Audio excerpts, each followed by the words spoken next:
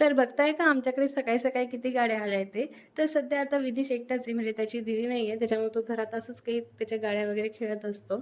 मग काय सकाळी त्याची गाड्या वगैरे खेळून झाल्या. थोड्या वेळाने त्याची अंघोळ घातली. अंघोळ केल्यानंतर त्याची छान अशी तयारी केली आणि आता त्याला खूप दिवसानंतर मी गंध लावला होता. म्हणजे आता स्कूलमध्ये जाताना मी नेहमी लावत नाही, पण आज लावला आणि अशा प्रकारे त्याचा काही मी टीका लावलेला आहे, ज्याच्यामध्ये तो एकदम छान दिसत आहे.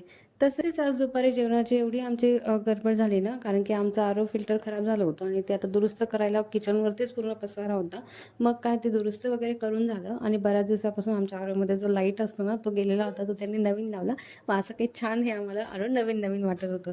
आणि सध्या वातावरण एवढं गरम आहे ना, त्यामुळे निघताना आशिषने शॉवरखाली अंघोळ केली. त्यांच्यासोबत विदिशने सुद्धा केली. मग मी त्याचं दुसऱ्यांदा आवरून दिलं आणि त्याची तयारी वगैरे झाल्यानंतर मम्माच आणि बॉयने छान मस्त Snapchatमध्ये व्हिडिओ वगैरे केले आणि मग असे आमचे व्हिडिओ झाले. त्यानंतर मी घेतला संध्याकाळचा चहा आणि त्यानंतर आता लागायचं आहे स्वयंपाकाला. मग व्हिडिओ इथंच थांबवते. तुम्हाला जर आवडला असेल तर नक्कीच लाईक करा. तसेच पहिल्यांदा व्हिडिओ बघत असेल तर चॅनलवर जाऊन चॅनलला सबस्क्राईब करा.